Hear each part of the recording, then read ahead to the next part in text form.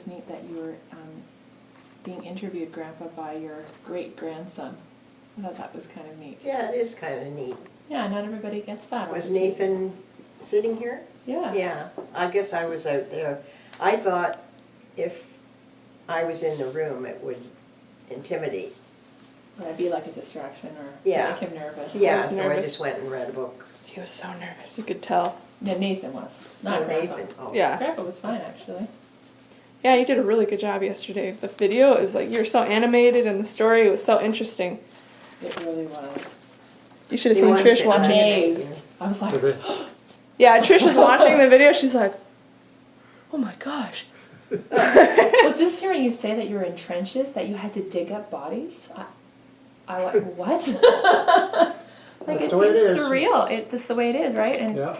I mean, you have to deal with it. You have to deal with what you have to deal with. But to hear it in a time where there hasn't been war since my lifetime is really, a unique thing to hear. I mean, my mother-in-law, she remembers because she is, I guess she's 15 years or 14 years younger than you. And she remembers being a child and hearing the bombings in England. And to this day, like when she would visit us in Oklahoma, for example, and she'd hear the sirens in the daytime for the tornado, Right. she said it just put like a living fright in I her. remember those, yeah. Yeah, and she said just to hear that sound would bring a flood of emotions to her because being a child, there was a lot of fear surrounding it. Oh, yeah. You Well, they know? had to go to the shelters. That's right. Yeah. And then sometimes after a while, people just didn't want to go to the shelters because But they were you filled were with water. there when they had those buzz bombs. Buzz bombs, yeah. Yeah. Wow. And so my mother-in-law would have been in England at that time, Right. being about 5 years old. I probably was Just 7. there at the same time. That's right. Yeah, because she was about 7 years old, and between 5 and 7, and she remembers that time and it being a tough time for her. You know, filled with lots of fear and uncertainty and food rations. Is that one of Yeah. those bugs? I'll just let him outside. I'll squish him in here. No, they smell. Yeah. She's a stink bug. Mhm. We've had a few as well. They're all over that terrace. I think we picked up 5 yesterday. And Nathan found 2 in here. Yeah, I think this year has been warmer. Yeah. You know, so- There's more of them, I guess. Yeah, my cat got fleas too this year, and the Oh. horses next door have fleas. And we know because there's flea collars on horses. Oh, my goodness. I didn't know they made them for horses. No. That would make sense, wouldn't it? It would. Yeah, but I've never seen them. Did that just crack? No. You know, are you sure? Is that okay? Okay, Resolve. okay. Just making sure. Does that look okay to you, Grandma? Yeah, I'm just thinking the other one's probably more solid. This one? Yeah. Okay. I think they're coming apart. There's- Yeah, they are coming apart. That's what I was concerned. I would Oh, hate yeah. for Susan to be. Yeah, they are coming apart here. There you go, Pa. A project for you, Grandpa. I do need this one for my paper. I think I made that one, Yeah. and this one here was bought. All right. Oh, they look. You can't tell. It's really good. One's just more solid than the Yeah, other. yeah. All right, let's begin. Yeah, let's get this show over with. Yeah, let's get it done. Go All on. right. So, questions. Where were you born? Both of you could answer. Both of us should answer? Yeah. Where was I born? Toronto, Roselawn Avenue, Nice. Where were you born? 1929. I was born in West Austintown, Ohio, Nice. What year? 1925. 1929. How many siblings did you have? I had 3. What were their names? Harvey, Murray, and Bernice. Okay. I had 4 brothers, Andrew, Alec, and Tommy. So just boys. 3, yeah. Oh, so No all- girls. All boy family. All boy family, yeah. I didn't know that. And so, where do you fall? Like oldest, youngest? I'm the youngest by 1 hour. By one. Oh, twins. That's right. Twins, yeah. So you have a twin brother. I'm the second youngest. I have 1 older brother. Okay. What were your siblings like? I fought with my brothers all the time. That's pretty I normal. never got along. I couldn't wait to get out of the house. When I joined the army, that was the best part of joining the army, is get away from my brothers. How about you? I got along well with my sister and my brothers. We fought a little bit because I like dogs and June liked cats. So that didn't work out too well because I would have the dog on the bed and she would have the cat, and they didn't like each other.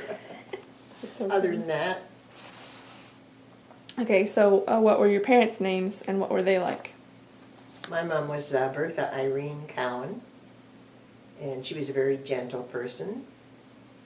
And my father was pretty, let's think of a name for him. Pretty stern, I guess you'd say. His name was Arthur Earl Lawrence. My mother was just the reverse. She was the stern one. My father was the gentle one. Okay. Yeah, my mother and his father would have made a good match. And what was your parents' names? My father's name was Andrew. My mother's name was Susan. Oh, okay, I didn't know that. There you go. And what were your grandparents? Do you remember their names? Was it Anna? No, I can't remember the name. No, No, do you remember your grandparents? I can't, well, I know my grandfather was Robert Cowan, Okay. and on my father's side, it was Robert Lawrence. My mother's mother was named Mary. That's all I know about her. She died when I was about 5. And where do your grandparents come from? Do you know? England, They came from England? yeah, Both sets? Both. Okay, so you're all English then? yeah. And what about yours? My father was born in the U.S. My mother came from Czechoslovakia. Okay. That's very interesting. So you grew up with a lot of Czechoslovakian culture. Somewhat, yes. That's cool. Do you know anything about their lives? Anything at all? Like your parents? Well, my father was a fireman for a good many years. And my mother was a stay-at-home mother, of course. She had an extensive family. I can't name them all.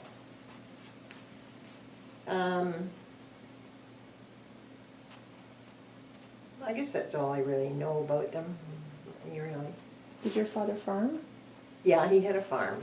He did. So he did both fireman work and had the farm at the same No, time? no, he was fired from the fire department and couldn't get a job, and that's how we ended up getting a farm. And then he became a farmer, well, for the rest of my growing up years. What did he grow? Did he have... Pigs. Okay, he did. And turkeys, and lots of vegetables. Yeah, he had an extensive garden.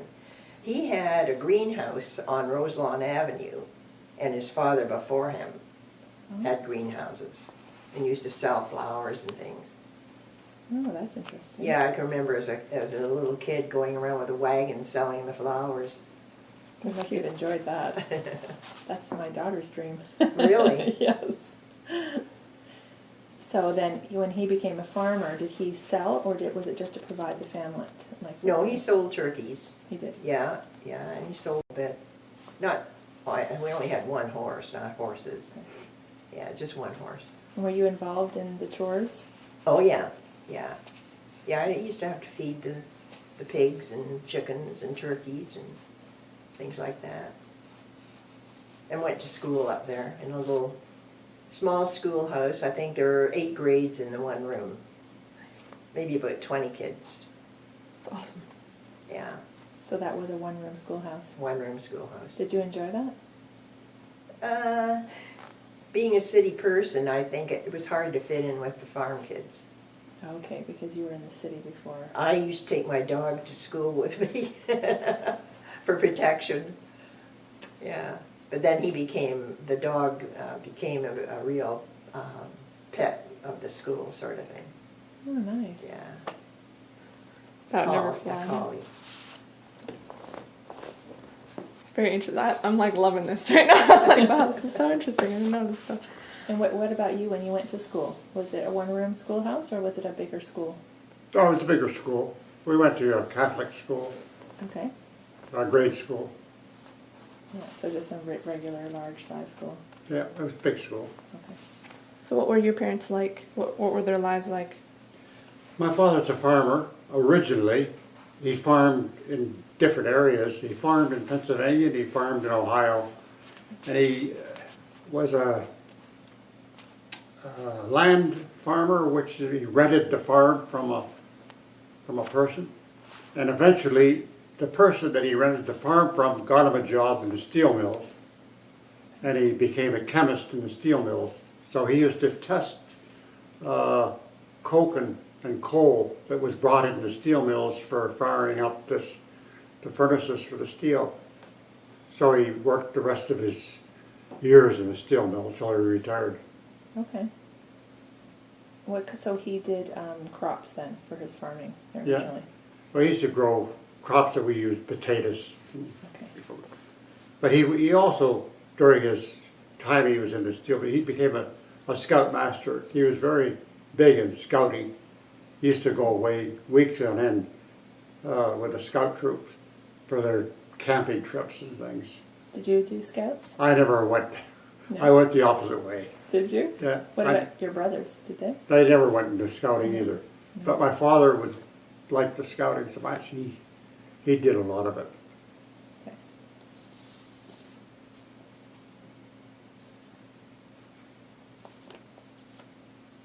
Okay, I'm not sure where we're at now. How did your mom end up in the U.S.?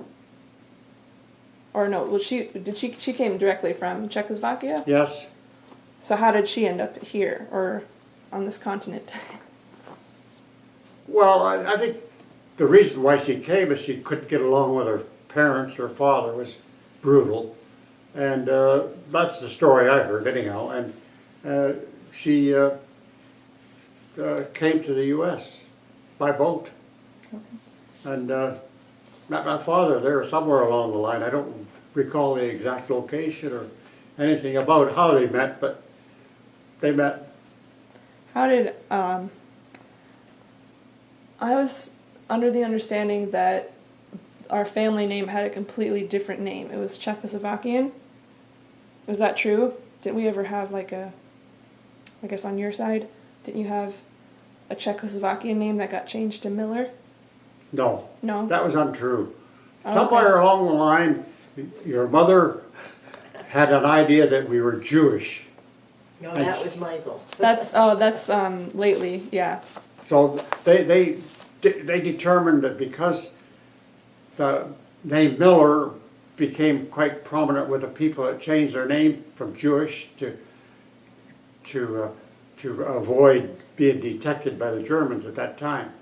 Okay. But as the records show, my father was born in Austria, Okay. so his name was Miller in there.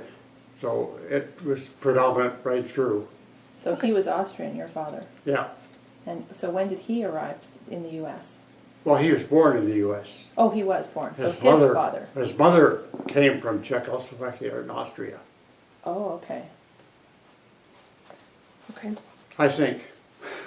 So our family line is Miller. Yeah. Oh, okay. It's good to know. Good to know. Well, that can't change. A lot of mysteries unveiled. Well, there's a lot of different ideas about Weird. why it happened. Anyhow, So then your father didn't come from another country. He was born in the U.S. right, he So was then born in his Pennsylvania. Parents, so he was born where? Duquesne, Pennsylvania. Okay. And then his parents were born in the U.S. or not? Oh, they were born in Austria and Czechoslovakia. Okay. And then your mother also was from Czechoslovakia? Yeah, she was born there. Okay.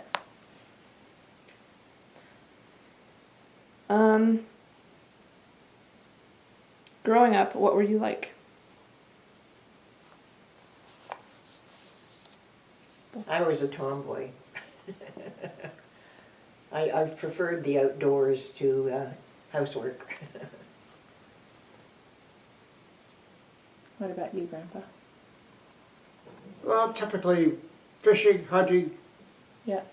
not necessarily a lot of sports, but mostly outdoors. And I disliked school. Did you? There's one thing I disliked very immensely. I couldn't wait to get out of school. I went there because I had to.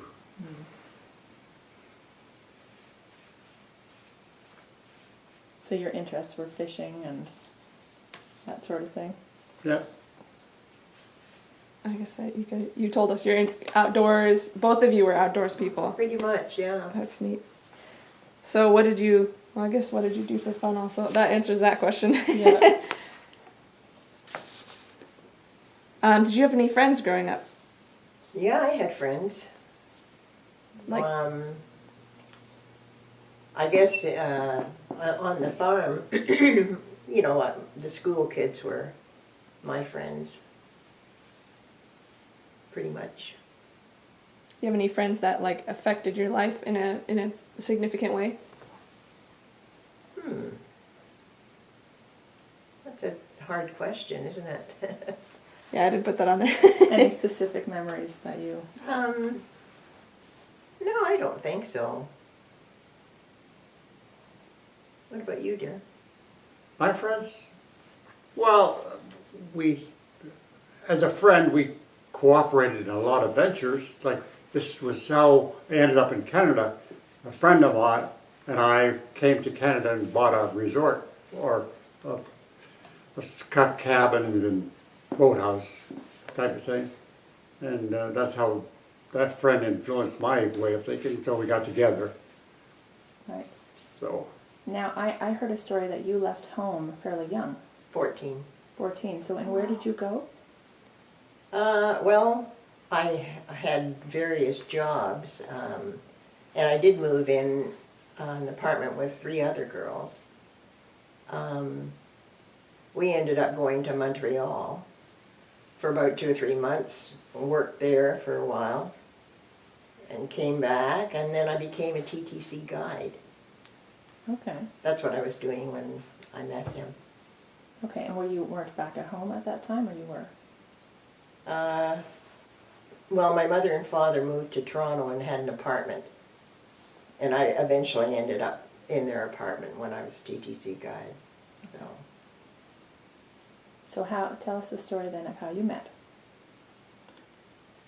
Well, he came to Canada to purchase this boathouse and cabins, and I went back to the farm, which was vacant for about 5 years before I went back. Grandpa still owned it, or my father, and I went with Murray and a girlfriend, and we slept on the floor in the hay in one of the bedrooms.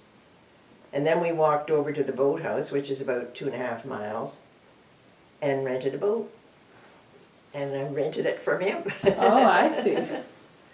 And then, I can't, did I have a, no, I had oars, right? There was no motor. yeah, oh, we did. No, just oars. And then, I think you drove us home, right?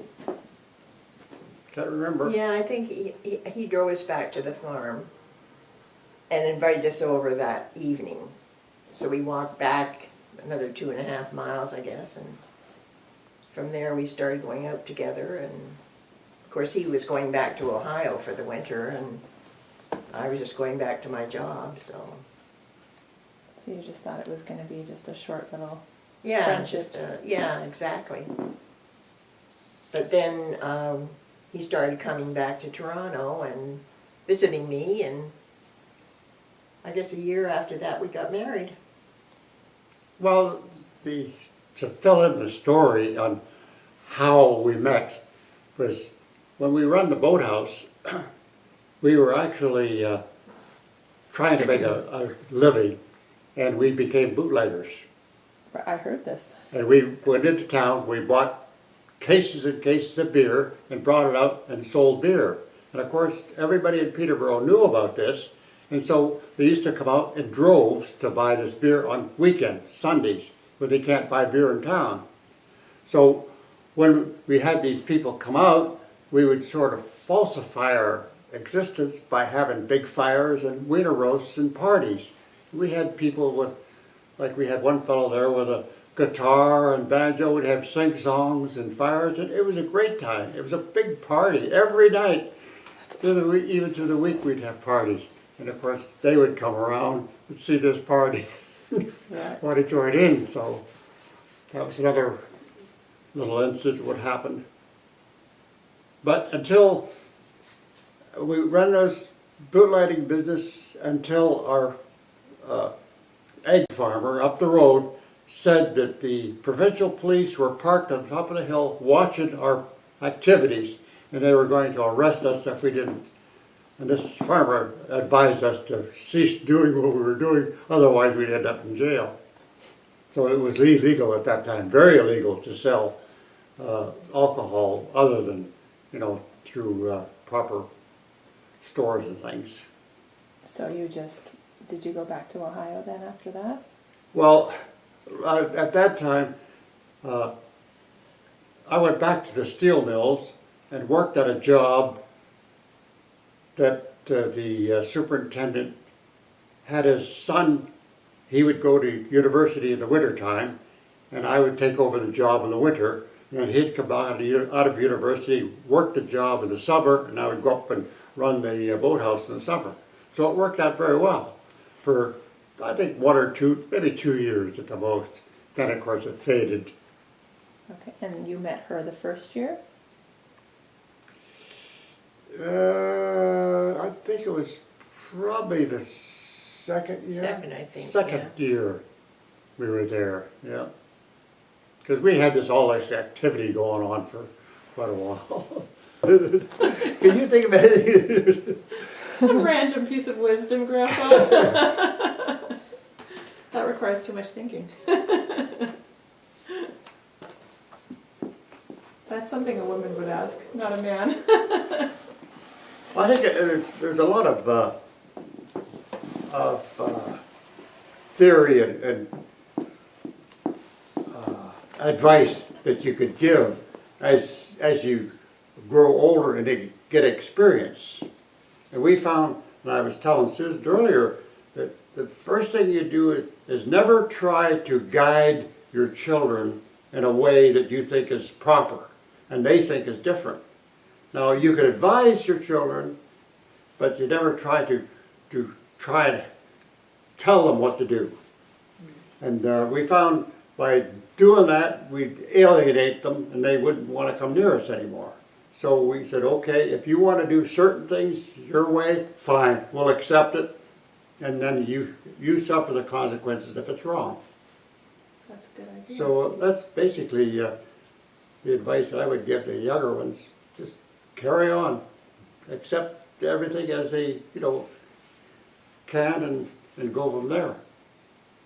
That's good wisdom for a young mother. I was gonna ask if you thought she was a babe when you met her. No. What do you mean? Well, I have a question to ask an 84-year-old. God, give me a break.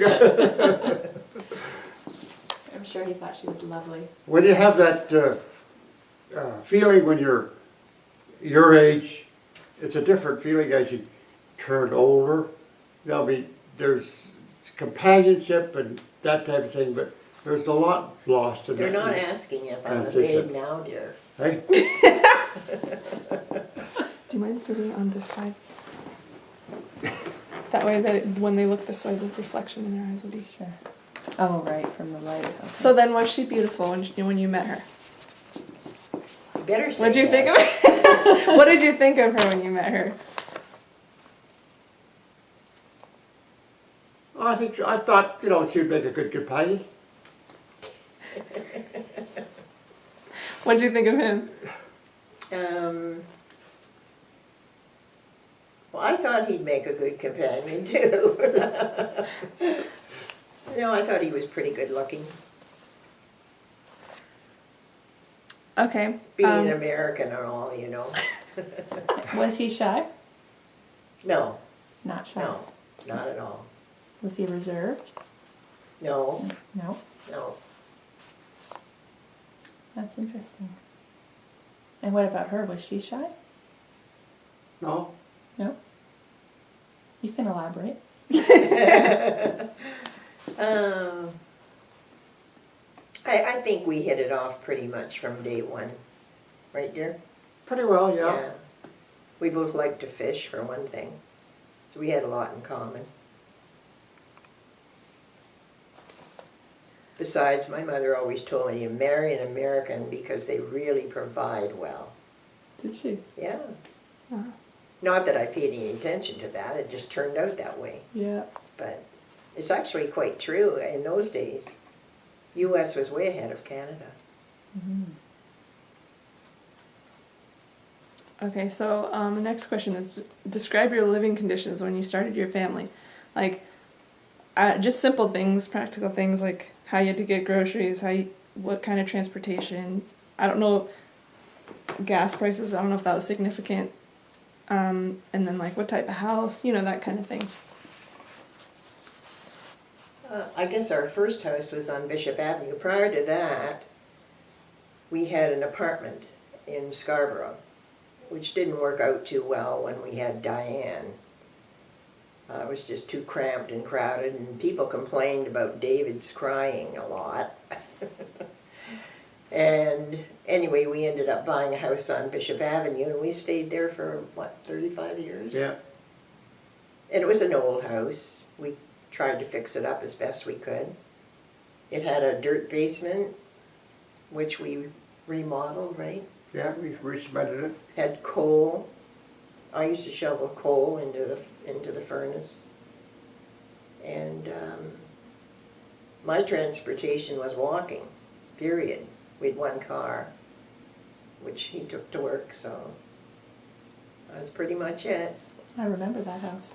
But the basement was finished, of course, when I would visit. I remember that house quite a bit. And so when did you sell that house? Or did Uncle Gary take over the house? I think, Yeah, right? we moved out and Gary stayed. Okay, Yeah, we built this house. And, that's right. yeah. So what were your kids like? Good kids. In what way? Like kind of personalities, like just anything that was striking to you about them, or just kind of describe. Yeah. Well, I think Michael was always very dedicated to whatever he was doing. And Dave was a bit of a troublemaker. Diane was always the peacemaker. I think Michael was too a little bit. Stephen, he was a pretty quiet kid, but a little bit demanding.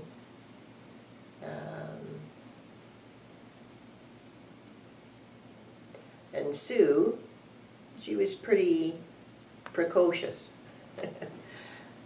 And Gary, of course, he always seemed to be the quiet one, the easy one. Being the youngest, I guess, he got a lot of the breaks. Do you agree? Yeah. Yeah. Yeah, Mike was the oldest, the best, I guess, in a lot of ways. Dave was the worst. He was always doing things that he shouldn't. And Stephen, he was the worst. He was a rowdy. We kicked him out eventually, but yet in the end he turned out to be the best for us. And Gary was spoiled silly, I think, basically. I think it shows today. But anyhow, he was good. So Sue, she was so meticulous in everything she did. It drives you nuts. But she was also demanding. We supported Sue with her Florida adventure. Like we'd send her money all the time, but she paid us back all that. And plus more. So it was good. What about Diane? Well, Diane was always really looking after everybody, you know. She always watched over Sue, because Sue was always getting into some sort of mischief, and she was a daredevil, so Diane really kept her down as much as she could. But they're best friends today, which is important. And how did you find it raising 6 children? Well, I think because we had a cottage, we always had a cottage, we could take them away for the summer, and that really kept them, I think, out of trouble a lot. Plus, it helped keep the family together as well. I had a lot of growing up to do while they were growing up too, so time flies, right? I can relate to that. How did you make a living when your children were growing up? How did I make a living? Yeah. Well, my major accomplishment was working on elevators. And I kind of fell into a job with the elevator company to modernize the old style hand-operated elevators to automatic. Neat. And I did the major buildings downtown. My major accomplishment was the Royal York Hotel. We modernized 17 elevators there. It took us about 3 years. But I did a lot of other buildings like the Canada Life building and the Parliament buildings, and modernized a tremendous amount of buildings downtown. I did that for, gosh, about 15 years, just doing all the buildings. And eventually it got to a point where all the elevators became modernized. They're all automatic. So that done me without a job. So they put me in as a supervisor. And that was my downfall. I hated it. I just disliked being in management. And I always used to argue with the managers all the time about it. I got myself in all kinds of trouble. But you retired from that job. You kept it, Yeah, oh yeah. even though you were a manager and you didn't Yeah. like it. I retired. It was always in trouble. It's with the 37 years. That's good. So when did you become the manager? Like how I many think it was about 5 years before I retired. How old were you when you retired? 63, I think. Yeah. 63. Yeah. So it was actually an early retirement. You retire normally at 65, but I retired early. Do you ever go into elevators and think about how they're made? All the time. It was my life. I loved it. I loved every part of it. I knew every part. I knew how they worked. I knew how they operated. I studied them. I studied the electronics of it. Just at the time that I was leaving the elevator business, it became the solid state version, and I got it kind of lost, and I wasn't able to keep up with that. But prior to that, it was all analog type of elevators, so and controls. But then when they turned over to solid state, then it became very difficult. It was a matter of, before you could do any troubleshooting with the solid state, you just took out a solid state board and shoved in a new one, and that was it. So it wasn't too much of a challenge. Do you think that elevators are safer now? Pardon? Do you think elevators are safer now? Elevators are always safe. Are they? There were never any dispute as far as being, you're safer in an elevator than you are in your car. And it's a proven fact. So, of course, that's part of my training too. But it was. We tried and we worked very, very diligently, constantly to keep them safe. I mean, that was our, anytime we had inspectors inspect them, and we had government inspectors inspect them, and there were a constant inspection going on to keep them safe. Was there ever a time that someone had any accidents in an elevator that you knew of that the company was concerned about, or were they just generally? Oh yeah, we had a lot of accidents. I had to report a lot of accidents. Most of our accidents occur on escalators. People falling. So, and the elevators, well, we've had some elevators would overspeed and go into the pit at full speed, and people would be jarred or get a sore back or something, but nobody would ever get really seriously injured. As a matter of fact, there was one elevator in New York City. This is prior to any of the September 11th episode, where a plane went through a building and severed all the cables of the elevator that was holding the elevator up. So the elevator plunged, I think it was the Empire State Building, plunged, I think it was 64 floors, free fall. And it was full of people, and there's a couple of people that had broken legs, that's all. Wow. So with these elevators are designed that we have a buffer in the pit that's designed that when the elevator comes down, it hits this buffer and it cushions the fall. And plus the fact that when the elevator was free falling, it was cushioned by its own, like it created air pressure underneath the elevator, so it slowed it down considerably. That's So that was otherwise, if it didn't sever the governor cable, the governor cable would have caught the elevator and stopped it when it overspeeded with the safety device that grabs the rails and holds it. I always had a fear of elevators, but I think I'll overcome it now. No, I used to be elevators afraid. are quite safe. They are. There's thousands of elevators or millions of elevators get stuck in the shaft. Nobody ever gets hurt, so long as you stay there. But if you try and call out, something could fall out. Right. But that's a major problem is people trying to get out. Right, so stay put. Yeah, stay put. Yeah, stay away from the doors. So what was your favorite memory of your family when, like, raising your children and being married? What was your favorite memory and what was your least favorite memory? Favorite memory. I think it'd be all the good times at the cottage. Fires and wiener roasts and Water skiing. water skiing. We were together water skiing all the time, constantly.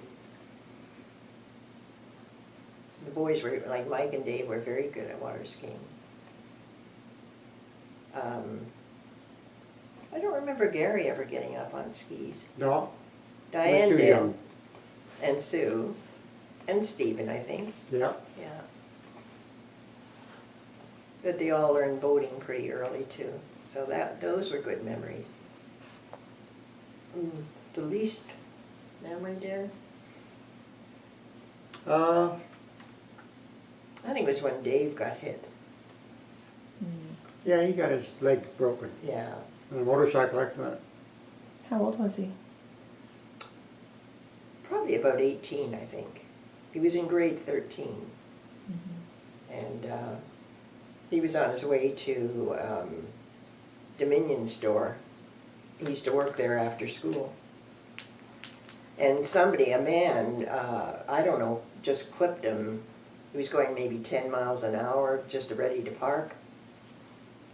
And we were up at the cottage when it happened, so we got a call from the hospital. That was scary, because we didn't know how badly he was hurt. I'm sure. Yeah. I think that was one of our worst memories. Yeah. Yeah. And we were pretty fortunate with all the kids. We had not too many serious accidents at all. Well, I remember when Sue swallowed the mothball. That wasn't too pleasant because, again, we had a problem at the cottage. Vince was in the hospital. He had his knee operated on, the cartilage or something. And he was operated on that day, Sue swallowed a mothball that afternoon, and I had to rush her to Sick Kids Hospital. And when I made her sick to her stomach immediately, what apparently is not the right thing to do. But I did that, and I guess because she really hadn't digested it at all, it did come up. But I took her down to poison control, and they said that sometimes when you do that, make them sick, the gas gets into the lungs and can do more harm. But anyway, they checked her out, and I took her home and had to give her milk every hour for the rest of the night. But to top it off, I got a call from our neighbor at the cottage that our basement washed out. Oh, that's So a fun day. it was a fun day, all right. Remember that? Like if it flooded? No, the person that constructed it didn't do it properly. And so there was a lot of flooding going on at the back, and it just broke away all the, I guess it was cement block? Yeah, the cement blocks were, it was a 40-foot wall, an 8-inch block without any reinforcement walls, like a solid wall, and then they backfilled it. And of course, when the water hit the backfill, of course the water gets very heavy and expands, and it just pushed the wall, it just caved it all in. Did that cause the cottage? The cottage was sort of tilted. Oh, So we dear. phoned I guess phoned the local farmer or something. He went in and put posts under it to support it until we could do something with it. And we had to hire another bunch of bricklayers. They'd come in and they jacked it up and build a proper wall with wing walls and supporting walls and done it properly. And all this while you'd had knee surgery. Yeah, well that was, You were in a cast. I was jumping in an elevator pit in the soap factory and slipped and twisted my knee. The cartilage, tore the cartilage. Oh my. I remember you built me a Barbie dollhouse with an elevator in it. Yeah, I recall that. Was it hard for you when all your children moved out? They sort of went individually, so I think we started to get, we always had somebody at home right through until we built this house. Gary was still with us then. I think it was hard when the girls moved away. But in some ways it's a relief. Well, we built it, figure they were going to move in with us, because we built extra bedrooms down below and all over the place, but they never did. That's interesting. So, for the sake of recording it, I mean, we know, but for the sake of recording, what is your life like now? Well, I think we have it pretty easy. We go up to the cottage whenever we can. Keeps us busy trying to keep this house tidy, and even though there's only 2 of us. And we still fish and enjoy the outdoors as we always did, right? Yeah, I do a lot of woodworking. I like shop work and type of thing, tools and stuff. I did a lot of knitting until I got arthritis. I remember I liked those things. Yeah. I learned how to crochet from you. Yeah. So did you enjoy being a stay-at-home mother? No. No. I think for when the children were little, for sure. But then once they got into school, I started getting jobs. Mm. I worked in a ladies' shop for a number of years. I tried real estate back then too, and that didn't pan out. I didn't like the people that were real estate people. And I guess I finally went into real estate when I was almost 60. I did that for a few years and really enjoyed that part. So there's lots of time. Yeah, but I think part of when you're a stay-at-home mom back then, you didn't get many rewards for it. like it was a thankless job, except for raising your family, of course, but society didn't look upon it as a job. I think they do now. You get paid for it sometimes, eh? I wouldn't say that. I mean, the government does give you some, baby bonus and that sort of thing. Yeah, we got those too, Patricia. Yeah, but I would say it's just as thankless now. Is it? Yeah. Well, you would know. Yeah, you just have to find joy in it, right? Yeah, exactly. And know that it's not for long. Yeah. The only way you get paid is if you're a nanny. That's right. It's not your kids. You don't have to answer this question, but is there anything you would change about your life if you could? That's a hard question. No, that's not an easy question. Oh? I'd keep all the real estate that I bought previously, and I'd be a multimillionaire today. Oh. But basically, we've done very well with real estate. So, like we've got this big house, and we don't owe anybody on it. So, and we also got another house up in the country, which is a fully furnished house that we could walk in and live there year round, because heated, and it's got all the facilities in it, washer, dryer, everything. A well and septic and whole bit. So it's good. So we're doing quite well. Actually, we're kind of greedy in a sense that we have too much.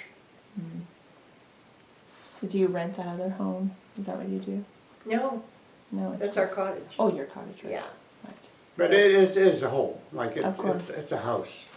The people that had it before us had it as a cottage, but people before that built it as a home. Okay. It's just about it, isn't it? Unless you didn't answer it. Unless you don't want to answer it. What would I change? Yeah.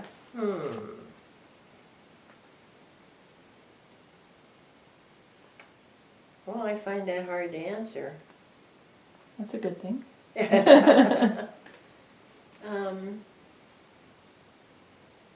I guess I'd maybe promote family togetherness a bit more, because that's really important. Other than that, I think we've lived pretty good lives. Been very lucky. Is there any other words of wisdom that you'd like to share with us?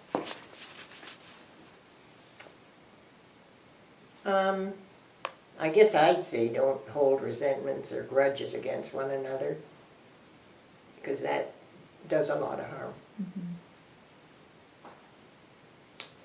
There's one thing I could certainly tell you. Never get old.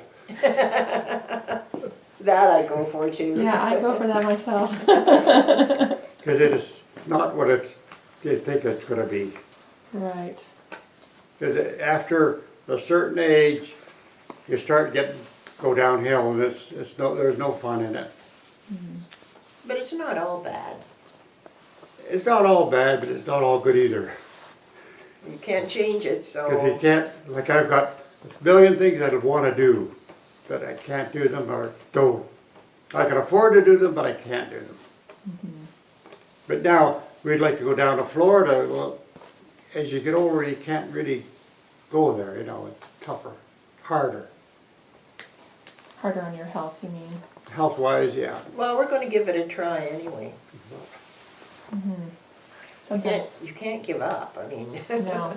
And sometimes the sunlight, too, in the middle of winter is very uplifting to be there. And absolutely, it's very important. They always seem to want to know about history in the family. They do. The kids asked all those questions all through the years. My children now tell me about when you were a little kid. Yeah. And I don't know what to say. Well, I don't know. What do you want to know? And there's just anything. Yeah. Just tell us about it.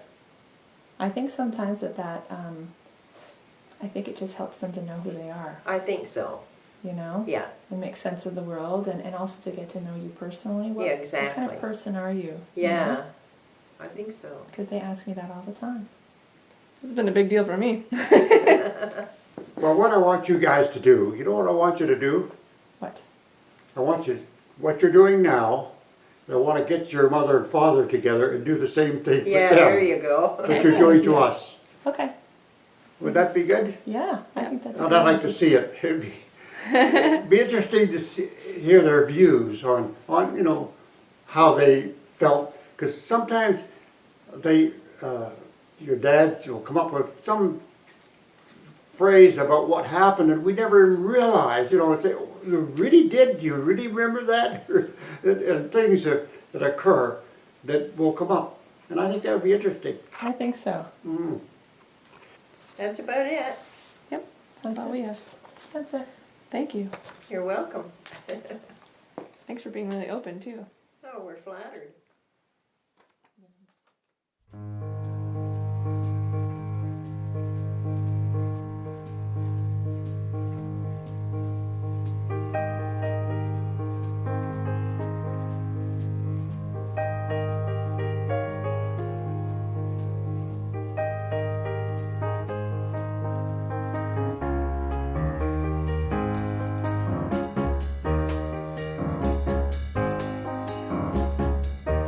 Did you drink your tea?